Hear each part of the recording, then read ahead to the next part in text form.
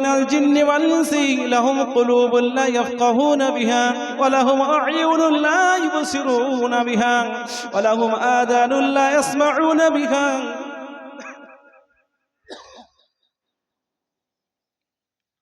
আমার আল্লাহ জানিয়ে দিলেন অধিকাংশ মানুষ এবং জিন এদেরকে আমি আল্লাহ জাহান্নামের খাদ্য বানিয়ে দেব। কারণ এদেরকে আমি আল্লাহ অন্ধ দিয়েছিলাম, লাহুম কুলুবুন লা ইয়াফকাহুনা বিহা ওয়া লাহুম আযানুন লা ইয়াসমাউনা বিহা ওয়া লাহুম, এদেরকে মহান আল্লাহ বলবেন অধিকাংশ জিন এবং মানুষকে আমি জাহান্নামের খাদ্য বানিয়ে দেব। এদের অপরাধটা কি? কারণ এদেরকে আমি আল্লাহ অন্তর দিয়েছিলাম বোঝার জন্য, কিন্তু এরা বুঝেছিল, কিন্তু না বুঝেও ভান করেছে, না বোঝার ভান করে বেরিয়েছে। এরা বুঝে না বোঝার ভান করেছে। আর এদেরকে আমি চোখ দিয়েছিলাম, এরা দেখে না দেখার ভান করেছে। এদেরকে আমি আল্লাহ কান দিয়েছিলাম, শুনে না শোনার ভান করে বেরিয়েছে। দীর্ঘ 50 বছর 60 বছর জীবনটাকে অতিবাহিত করে দিয়েছে। একটা বারও বুঝলো না, কোরআনটা বুঝলো না, হাদিসটা বুঝলো না, নামাজ কিভাবে পড়তে বুঝলো না, রোজা কিভাবে রাখতে বুঝলো না, হজটা কিভাবে আদায় করতে বুঝলো না। এটা না বোঝার ভান করেছে, অথচ কিভাবে ভেড়িতে চাষ করতে হবে সেটা খুব সুন্দর করে ভালো করে বুঝেছে। ভেড়ি কিভাবে 1 বিঘে থেকে 2 বিঘা হবে, কিভাবে বড় বেলটা নেওয়া যাবে ওর থেকে ছেড়ে, সেটা খুব ভালো বুঝেছে। চাষ কিভাবে করতে সেটা খুব ভালোভাবে বোঝে। কিন্তু আমার নামাজটা, আমার রাসূল যেভাবে বলছে সাল্লু কামা রাআইতুমুনি উসাল্লি, আমি রাসূল আমি যেভাবে নামাজ পড়তে সেইভাবে নামাজ পড়ো। আমি যে নামাজটা পড়ছি এটা ভালো সুস্থ আমার নবীর তরিকা অনুযায়ী হচ্ছে কিনা একটু বুঝি, সেদিকে বোঝার ব্যাপার নেই, না বোঝা ভান করছো। কি করবো বুঝে পাচ্ছে, দোয়া কুনুতটা বলো দেখি। সে দোয়া কুনুত বলতে গিয়ে মানে কি হচ্ছে, দোয়া কুনুত অনেক দূরের কথা, সূরা ফাতিহা বলতে ঠিকঠাক অনেক ভালো করে বলতে পারবে না, তাশাহুদটা ঠিকঠাক বলতে পারছে না। ও কি করো পাচ্ছি না, আর আল্লাহ মাফ করবে। ভান করছো। জমি চাষ কি হবে করতে সব খুব বুঝেছো, তখন খুব বুঝেছো ভেড়ি কিভাবে করতে হবে, চাষ কিভাবে করতে হবে, সার্ভিস কিভাবে করতে হবে, সব বুঝেছো তখন হচ্ছে। আর এক্ষেত্রে পারিনি, না বোঝার ভান করছো, দেখে না তাকার ভান করছো। উলাইকা কাল আনআম, আল্লাহ পাক বলছেন এরা হলো চতুষ্পাদ জন্তু, এরা হলো চতুষ্পাদ জন্তু। শুধু এখানেই ক্ষান্ত নয়, বাল হুয়া আদাল, এরা চতুষ্পাদ জন্তুর থেকে আরো নিকৃষ্ট। কারণ দেখবেন একটা চতুষ্পাদ জন্তু আপনার বাড়ি একটা ছাগল গরু ছেড়ে দেবেন সকালবেলা, ও ছেড়ে দেবেন মাঠে যাবে, ভেড়িতে যাবে, ও সারাদিন ঘুরে ঘুরে যেই সন্ধ্যা যখন একেবারে সূর্য ঢলে যাবে পশ্চিম দিকে, ও ঠিক আস্তে আস্তে কিন্তু বাড়িতে মালিকের বাড়ি, সে ঠিক মালিককে চিনতে পারে চলে আসবে সন্ধ্যাবেলা। আরে মানুষ 20 বছর 30 বছর 40 বছর দাড়ি পেকে যাচ্ছে, এখনো চাচা এখনো মানে পুরো ক্লিন শেভ করে, এখনো ওর লজ্জা লাগে মনে হয়, এখন চাচা ক্লিন শেভ, এখনো আল্লাহর দিকে ফিরে আসতে পারেনি, এখন মসজিদে আসতে পারলো না। গরু ছাগল একটা পোষা কুকুর ছেড়ে দিলে সারাদিন সে সন্ধ্যাবেলা মালিকের বাড়ি এসে মালিককে চিনেছে। মানুষ আমরা মালিককে চিনিনি, সারা জীবন দীর্ঘ 40 বছর 50 বছর শুধু হারাম হালাল কিচ্ছু বিবেক কিচ্ছু নাই, যা পারে সামনে খেয়েছি। একটা ছাগলকে সে ছাগলকে দেবেন আপনি, ওর ঘাস ছাড়া ওর খাদ্য ছাড়া অন্য কিছু খাবে না, খাবে? একটা গরুকে যাকে অন্য কিছু দিয়ে খাবে? আর মানুষে হারাম হালাল কিচ্ছু বোঝে না, ও যা সব সব খেয়ে নেবে, চালিয়ে দেবে। এইভাবে চালিয়ে চালিয়ে চালিয়ে এই জন্য আল্লাহ পাক বললেন যে ওয়ালাকাদ যারা'না লিজাহান্নামা কাসীরাম মিনাল জিন্নি ওয়াল ইনসি লাহুম কুলুবুন লা ইয়াফকাহুনা বিহা ওয়া লাহুম আ'য়ুনুন লা ইবসিরুনা বিহা ওয়া লাহুম আযানুন লা ইয়াসমাউনা বিহা উলাইকা কাল আনাম বাল হুয়া আদাল। বেশিরভাগ অধিকাংশ মানুষ এবং জিনকে জাহান্নামের খাদ্য বানাবে, এরা বুঝে না বোঝার ভান করেছে, দেখে না দেখার ভান করেছে, শুনে না শোনার ভান করেছে। এরা চতুষ্পাদ জন্তু, বরং এর থেকে আরো নিকৃষ্ট। কি হলো, যাদের জন্য আমি এত কিছু করলাম, আজকে কবরে রেখে আসার পরে সেদিন আর্তনাদ করবে, দেখবে মাইয়ের মনে করে কবরে দুজন হতে থাকবে, কিন্তু তাও নেই, এরা চলে গেল। কি কঠিন পরিস্থিতি। রাসূল বলছেন কবর কারোর জন্য হয় জান্নাতের টুকরা, নাই জাহান্নামের গর্ত, দুটোর মধ্যে একটা নিশ্চিত। একবার কি আমরা ভেবেছি যে আমার কবরটা আমার জাহান্নামের গর্ত হবে না জান্নাতের টুকরাকে ভেবে দেখেছি কি?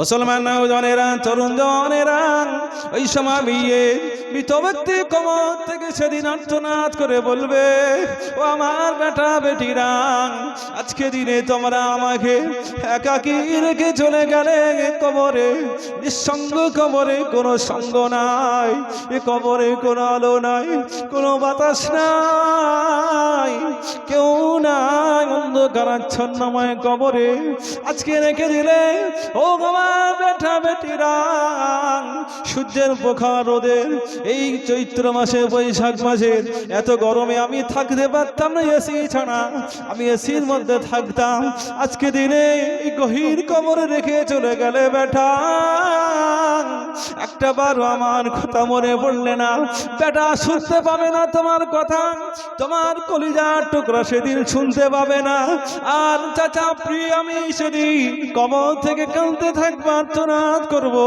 আজকে দিনে কেউ আমার পাশে রইল না।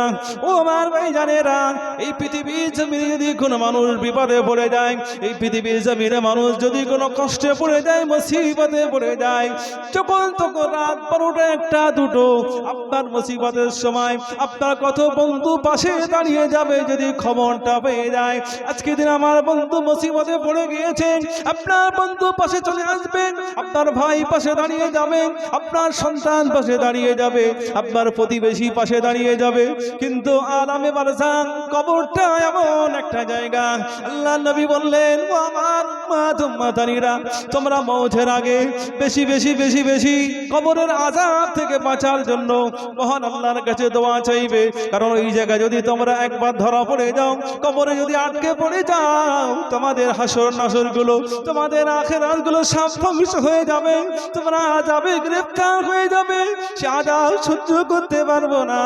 আল্লাহ পাকের বান্দা বান্দি, কবর যদি আমাদের জন্য জান্নাতের টুকরা না হয়, কারণ কবরে রাখার পরে মহান আল্লাহর পক্ষে প্রেরিত ফেরেশতারা আমাকে আপনাকে প্রশ্ন করবে, সে প্রশ্নগুলো কমন প্রশ্ন আমরা সকলেই জানি, মানে রব্বুকা, তোমার রবকে, তোমার দিন কি, তোমার নবীকে। ও আমার ভাইজানেরা, দুনিয়ার জীবন দশা একটা বার রবের সাথে সম্পর্ক করলে না, দুনিয়ার জীবন দশা বেঁচে থাকাকালীন রবের পরিচয় হলো না, আমার রবকে, আমার প্রভুকে, আমার মালিককে একটা বার চিন্তা করলো না। মহান আল্লাহ এই আকাশকে বানিয়েছেন বেগয়রি আমাদিন তারাও না, এত সুন্দর সুবিশাল আকাশ তিনি কোন রকমের খাম্বা ছাড়াই বানিয়েছেন, প্রশংসা একবার করলেন না, অথচ হাওড়া ব্রিজ থেকে ও মুসলমান ভাই বাবাজিরা ওই কারিগরের কত প্রশংসা করলে, কত সুন্দরভাবে হাওড়ার ব্রিজ কলকাতায় বানিয়েছেন, এত দীর্ঘতম ব্রিজ, কোনো খাম্বা নাই, নিচে কোনো সাপোর্ট নাই, কি সুন্দরভাবে ব্রেন মস্তিষ্ক দিয়ে বানিয়েছে, কত প্রশংসা মুসলমান তার করলে, কিন্তু এত বড় সুবিশাল আকাশ তিনি বানিয়েছেন বেগয়রি আমাদিন তারাও না, কোনো রকম খুঁটি ছাড়াই। মহান আল্লাহর প্রশংসা একবারও তো করতে মন চাইল না, একবারও কি মহান আল্লাহর দরবারে সিজদায় পড়ে চল না, এত সুন্দর সুবিশাল আকাশ বানিয়েছো, এত সুন্দর সমতল জমিন বানিয়েছো আমাদের জন্য আল্লাহ, ওয়াল আরদা ফারাশনা ফানি'মাল মাহিদুন। মহান আল্লাহ বলছেন, ও আমার বান্দা বান্দিরা, গোটা দুনিয়ার জমিনটা তোমাদের জন্য বিছানা বানিয়ে দিলাম, আমার আল্লাহ বিছানা বানিয়ে দিলেন।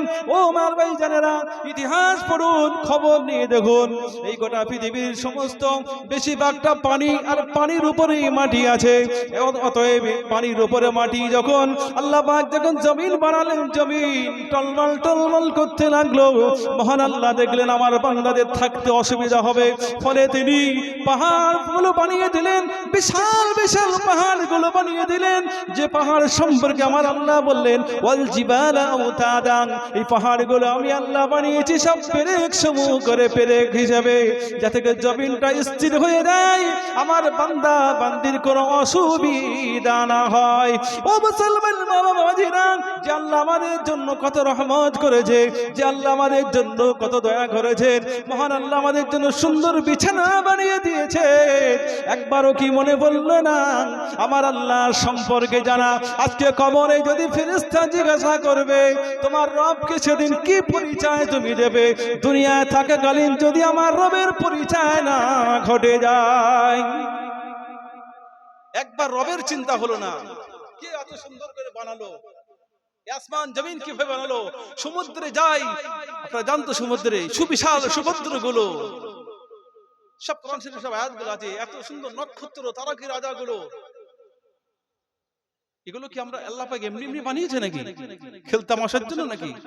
একবার প্রশংসা তো মহান আল্লাহর হলো না, আল্লাহ কি সুন্দর করে আপনি সাজিয়েলেন এই গোটা দুনিয়া।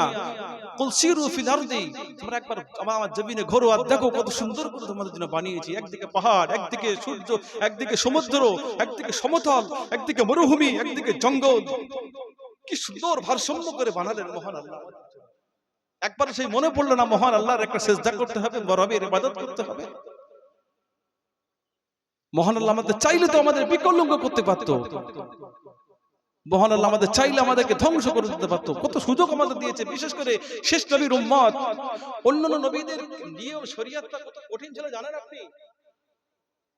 অন্যান্য নবীদের শরীয়তটা কত কঠিন। কোন নবীদের আজকে আমাদের এই কাপড়টা যদি অপবিত্র হয়ে যায়, এই কাপড়টা যদি অপবিত্র হয়ে যায়, মহান আল্লাহ আমার নবীর প্রতি এত ইহসান, নবী আমরা শেষ নবীর উম্মত, আমরা ধন্য। এই পোশাকটাকে আমরা পানি দিয়ে ধুয়ে আমরা পরিষ্কার করতে হবে, তার পদ্ধতি আমরা জানি সকলেই। কিন্তু অন্যান্য নবীদের কি হয়, তাদের হুকুম ছিল যে যে জায়গায় না পাকলে সেটাকে কেটে বাদ দিতে। এই জামা যদি কেটে বাদ দিতে কারণ খারাপ লাগতো। অন্যান্য নবীদের হুকুম ছিল নামাজ শুধু মসজিদেই হবে, মসজিদ ছাড়া কোথাও হবে না। সেই সিস্টেম আমাদের আছে? এটাই হতো, নামাজ পড়তে পারতাম। মুসলমান বাবাজিরা, তরুণ নওজওয়ানেরা, আল্লাহ পাক রব্বুল আলামিন আমাদের জন্য কত সুন্দর করে সহজ করে দিয়েছেন দিনটা, আমাদের জন্য কত সহজ আর সরল বানিয়ে দিয়েছেন। অন্যান্য নবীর কওমদের জন্য নামাজ পৃথিবীর যে কোনো জায়গায় আদায় করতে পারবে না একমাত্র মসজিদ ছাড়া। কিন্তু মহান আল্লাহ আমার নবীর খাতিরে, আমার নবীর সম্মানে, আমার নবীর তাজিমে আল্লাহ পাক উম্মতে মুহাম্মাদীর জন্য নামাজের ওয়াক্ত যেখানে হয়ে যাবে, আমার আল্লাহ সেখানেই নামাজ পড়তে পারবে। ভেড়ির মাঝখানে আলেম, ভেড়ির মাঝখানে আলের উপরে নামাজটা আদায় করবে। মাঠে চাষ করছে সেখানে নামাজটা আদায় করতে পারবে। যেখানেই ওয়াক্ত হয়ে যাবে সেখানেই নামাজখানা আদায় করতে পারবে। কিন্তু অন্য নবী জামানায় এগুলো তো ছিল না। আজকে দিনে আমরা এত সহজ পেয়েছি, কিন্তু তারপরও নামাজগুলো কাদা হয়ে গেছে, নামাজের কোনো খবর নাই মুসলমান। আজকে রবের পরিচয় কিভাবে দেবে? ফেরেশতা বলছে মান রব্বুকা, তো রবকে পরিচয়টা কিভাবে দেব? সাবজেক্ট ফুললে হবে না, আমি ওই জায়গাটা আছি। কিভাবে পরিচয় দেব মহান? বলছে লা আদরি, হায় হায় কি আমি কি জানি না। তোমার দিন কি? দিন কি বুঝবো? দিন কি, দিন সম্পর্কে কিছু বুঝেছো দুনিয়া জীবন বেঁচে থাকতে? এখন দিনই কি বলবো? আমার নবীকে কবরে দেখানো হবে, মানে হাজার রাজুলের এই ব্যক্তি সম্পর্কে কি ধারণা, ও কি বুঝবে? আমার নবী সম্পর্কে জীবনে যে নবীর সুন্নত বাস্তবায়ন করতে পারলো না, একটা সুন্নত নবী জিন্দা করতে পারলো না, ও এখন কবরে কি জবাব দেবে? মুসলমান বাবাজিরা, তরুণ নওজওয়ানেরা, কবরে যদি আমার রবের পরিচয় যদি না দিতে পারো, দ্বীনের পরিচয় যদি না দিতে পারো, আমার নবীকে দেখে যদি চিনতে না পারো, কঠিন ওই খবরের পরিস্থিতিটা কেমন হবে? সেদিন ওপর থেকে একজন ডাক দিয়ে বলবে, ও কবরওয়ালারা, চলে এসো, চলে এসো। আল্লাহ পাকের বান্দা মিথ্যা কথা বলছে, আল্লাহ পাকের বান্দা মিথ্যা কথা বলছে। কবরটা ওই বান্দা বান্দির জন্য সংকীর্ণ হয়ে যাবে, এত ছোট হয়ে যাবে, এমন ভাবে কবরটা দুই দিক দিয়ে চাপতে চাপতে ঠিক দুটো হাতের আঙুল যেমন হয়ে যাবে, দুই পাজরা গুলো এমন ভাবে অ্যাডজাস্ট হয়ে যাবে। ওই মুসিবতের দিন, ওই কঠিন দিন, সেদিন ওই কবরের ভিতরে, সেদিন আমরা না জবাব যদি হয়ে যায়, জবাব যদি না দিতে পারি, কবরে যদি উত্তর না দিতে পারি, তাহলে সেদিন বিপদ আর মুসিবতের কোনো শেষ থাকবে না। সেদিন আর শেষ থাকবে না বিপদের। জাহান্নাম দিক থেকে খুলে দেওয়া হবে, জাহান্নামের সাথে কবরের সম্পর্ক করে দেওয়া হবে। এইরকম চলবে আযাব আর আযাব শুধু। পক্ষান্তরে একজন মুমিনের যদি মওত হয়, মুমিনকে যখন দাফন করা হবে, মুমিন তো সহি উত্তর দেবেই। মুমিনের কবরের পাশে একদিকে মাথার দিকে একদিকে দাঁড়িয়ে যাবে, পায়ের দিকে একজন দাঁড়াবে, নামাজ দাঁড়িয়ে যাবে একদিকে, রোজা একদিকে দাঁড়াবে, তার দান সাদকা একদিকে দাঁড়াবে, তার হজ একদিকে, বিভিন্ন সাইড থেকে যে আমলগুলো কবরে আমাদের পাশে থাকবে, সেই আমলগুলো আমরা ছেড়ে যাচ্ছি আজকে দুনিয়ায়। এই জন্য কবরের জিন্দেগি যদি ভালো বানাতে হয়, কবরের জন্য পূর্ণাঙ্গ প্রস্তুতি আমাদেরকে গ্রহণ করতে হবে জীবদ্দশায়, পৃথিবীতে আমাদের হায়াতে থাকতে থাকতে। সারা জীবন গোসল আমরা কিভাবে করতে শিখলাম না, সারা জীবন গোসল। ওই যে আমার মুহতারাম ওই হযরত বলছেন যে অনেকে পেশাব করে পানি দেয় না। এই কবরের যে আযাবের অন্যতম একটা কারণ হলো, আজকে বলছি, কবরে অন্যতম একটা আযাবের কারণ হলো মানুষ পেশাব থেকে অপবিত্র, মানে পবিত্র অর্জন করতে পারে না। আমার মুহতারাম বলছেন যে পেশাব ঠিকঠাক যদি না করে, যদি পবিত্র না হয়, এর জন্য কবরে আযাব কিন্তু আপনাকে শাস্তি গ্রহণ করতে হবে। পেশাব যখনই করবো আমরা, পানি, তার বিকল্প অনেক কিছু দিয়ে, আদিন ও ইসরুন, দিন খুব সহজ এবং সরল। শুধু যে পানি তেমন নয়, আপনি কোথায় গেছেন, পানি নেই, মাটি আছে, কাপড় আছে, টিস্যু আছে, সব ব্যবস্থা, সব বিকল্প করে রেখেছে, কোনো অসুবিধা নেই। চাইলে তো আমরা পবিত্র করতে পারি। পেশাব করে পানি না নিলাম না, এই অবস্থায় যে আমার ধরুন এখন আমি পেশাব করলাম, পানি নিলাম না, অপবিত্র, আমি অপবিত্রিত। মালাকুল মউত যখন তখন যে কোনো মুহূর্তে চলে আসতে পারে। কি আসতে পারে কিনা? নাকি মনে ভাবছেন এখন আমার বয়স 30 বছর, 40, এখন বাঁচবেন, এরকম? আর যে অবস্থায় মালাকুল মউত আপনাকে ধরবে না, সেই অবস্থাতে নেবে। দেখবেন অনেক মানুষের খাদ্য ঠিক গলার হোলগুলোর মাঝখানে এই জায়গা আটকে গেছে, এখন নিচে গিলবে, এই সময়টুকু আর দিচ্ছে না। মালাকুল মউত ধরেছে এই অবস্থাতে, ওই অবস্থাতেই নেবে, বলছে একটু সময় দেওয়া হোক, চলে যাক, তাও দেবে না। একটা ঘটনা এই প্রসঙ্গে মনে পড়ে গেল, জগৎ বিখ্যাত একজন কুখ্যাত, মানে বিখ্যাত নয়, কুখ্যাত একজন বাদশা সাদ্দাদের নাম শুনেছেন আপনারা? এই নাম শুনেছেন? বাদশা সাদ্দাদের নাম শুনেননি? এই বাদশা সাদ্দাদের সময় নবী হুদ আলাইহিস সালাম তার জামান আল্লাহ পাঠিয়েছিল, হুদ আলাইহিস সালাম। এখন নবী হুদ এই বাদশাকে ঈমানের দাওয়াত দেয়। এখন বাদশা ও বলছে যে ঈমান আনলে কি হবে? তা আল্লাহ নবী বলছে যে ঈমান আনলে তোমাকে আল্লাহ জান্নাত দেওয়া হবে। তা বলছে জান্নাত দেবে, আল্লাহ জান্নাত দেবে? ওই জান্নাত আমার লাগবে না, ওই জান্নাত আমার লাগবে না। কে বলছে? বাদশা সাদ্দাত। বলুন নাউযুবিল্লাহ। অনেক সম্পদের মালিক আল্লাহ তাকে করেছে, অনেক সম্পদ দিয়েছিল, বলতে লাগবে না। ও আল্লাহর সাথে চ্যালেঞ্জ করে, আমি তো আপনার জান্নাত লাগবে না, আমি দুনিয়া জান্নাত বানাবো। ও দুনিয়া প্রচুর লেবার বিস্তারিত ঘটনা, বিভিন্ন রকম ভাবে সারা সাম্রাজ্যে ঘোষণা করলো, যত সোনা, মানে যত পাথর সব জড়ো করে জান্নাত বানালেন। কয়েক বছর ধরে জান্নাত বানালেন, এবং জান্নাতে সব সুন্দরী সুন্দরী মেয়েদের আনলেন। হুর, ওরা নাকি হুর, একবার বলুন নাউযুবিল্লাহ। দুনিয়ার সুন্দরী মেয়েদেরকে দেখে বলছে হুর নাকি? হুর সম্পর্কে আপনাদের ধারণা আছে কি? হুর সম্পর্কে ধারণা আছে? জান্নাতে হুর, আর সাদ্দাত বলছে দুনিয়ার কিছু সুন্দরী মেয়েদেরকে বলছে এটা হুর নাকি জান্নাতের, ওর নকল জান্নাতের। আল্লাহু আকবার। জান্নাতীদের হুর গুলো কেমন হবে এই প্রসঙ্গে আপনাদের বলি। জান্নাতি একটা হুর যদি দুনিয়ার থুতু নিক্ষেপ করে, সেই হুরের থুতুতে দুনিয়ার সমস্ত পানিগুলো সব মধু আর শরবতে পরিণত হবে। বলুন সুবহানাল্লাহ। কার সাথে কার তুলনা করছে? ও জান্নাতে যাবে না। তো এখন ঘটনাক্রমে জান্নাত কমপ্লিট, একদিন উদ্বোধন হবে জান্নাত।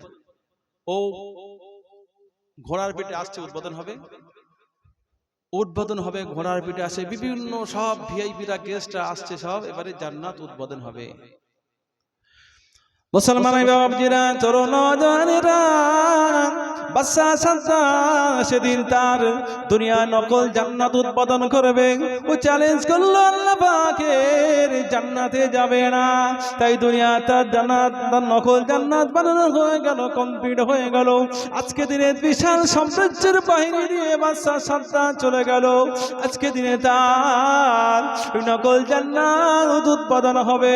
ও আমার ভাইজানেরা, ইতিহাসের মধ্যে পাওয়া যায় বাদশা সাদ্দাত ঘোড়ার পিঠে আছে, এমন অবস্থা দেখা গেল ঘোড়ার দুটো পা বাদশা সাদ্দাতের বানানো জান্নাতের মধ্যে, ঘোড়ার দুটো পা ভিতরে চলে গেল, আর দুটো পা এখনো বাইরে আছে।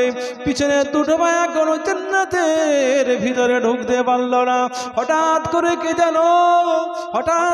যেন বাদশা সাদ্দাতকে ধরে ফেলেছে। ও বাদশা সাদ্দাত, না না না, আজ যাওয়া হবে না। বাচ্চা সাদ্দাত কোথায় যাবে, কোথায় যাবে বাচ্চা সাদ্দাত? ওই সময় বাচ্চা সাদ্দাত বলেছিল, কে বাবা তুমি কে? এই মুহূর্তে, আজকে এত আনন্দের মুহূর্তে, এত সুন্দর এক মুহূর্তের মধ্যে তুমি আমাকে কেন ডিস্টার্ব করছো? সরে যাও, সরে যাও, আজকে দিনে তুমি আমাকে ডিস্টার্ব আর করো না। ওই সময় বলেছিল বাচ্চা সাদ্দাত, চিনতে পারলে না আমাকে, চিনতে পারলে না? তুমি আল্লাহর সাথে চ্যালেঞ্জ করেছো, তুমি নাকি আমার আল্লাহ পাকে জান্নাতে যাবে না, তুমি নাকি তোমার নকল জান্নাতে যাবে। আজকে দিনে আমাকে চিনতে পারলে না বাচ্চা সাদ্দাত, আমি হলাম মালাকুল মউত। কত মায়ের কোল থেকে সন্তানগুলো আমি ছিনিয়ে নিয়েছি, কত সন্তানের বুক থেকে আব্বাকে তুলে নিয়েছি, তাদের জননী মাকে নিয়ে নিয়েছি।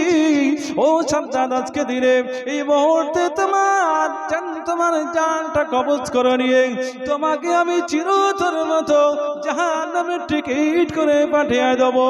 ওই সময় সাদ্দাত বলেছিল, ও মালাকুল মউত, একটা মিনিট কি সময় দেওয়া যাবে না? আমাকে একটা মিনিট সময় দেওয়া হোক, একটুখানি আমার জান্নাতটা আমি একটু পরিদর্শন করে নেব। বলেছিল, না না না, সম্ভব না। এই মুহূর্তে আমি কোরআনের কারিমে আয়াতে কারিমা তেলাওয়াত করেছিলাম, আয়াতে ফাইদা জা আজালুহুম ফালা ইস্তাখিরুনা সাআতাও ওয়ালা ইস্তাকদিমুন। মউতের যখন সময় হয়ে যাবে, মউতের যখন ঘন্টা বেশি যাবে, এক সেকেন্ড আর কারোর সময় দেওয়া হবে না। ওই মুহূর্তে অবস্থায় জানটা কবজ করে নেওয়া হবে। বাচ্চা সাদ্দাত চিরতরের মতো জাহান্নামের খোরাক হয়ে দুনিয়া জমিন থেকে বিদায় নিল। তাহলে সময় দেওয়া যাবে না, অনেক সময় দেখেছি। তাহলে হুলকুলির মাঝখানে দেখেছি অনেক মৃত ব্যক্তির মাঝখানে খাবার, এই খাবারটা গিলবে সে সময়ও নেই, যে অবস্থা তো ওই অবস্থা নিয়ে চলে যেতে। তা আমাকে আপনাকে চলে যেতে হবে। আজকে সুস্থ আছি, কালকে অসুস্থ হবে না এমন কোনো ব্যাপার না। আজকে আছি, কালকে থাকবো কোনো গ্যারান্টি নেই, চলে যেতে হবে যে কোনো মুহূর্তে। যাওয়ার আগে আমাদের সকলকে এই কবরস্থানে, আমাদের এই কবরের জন্য পূর্ণাঙ্গভাবে প্রস্তুতি গ্রহণ করতে হবে। যদি প্রস্তুতি না করি তাহলে নিশ্চিত আমরা ধরা পড়ে যাব। তাই আমাদের কবরে যদি ধরা পড়ে দেয়, আখিরাতের সব মঞ্জিলগুলো ধরা পড়ে যাব।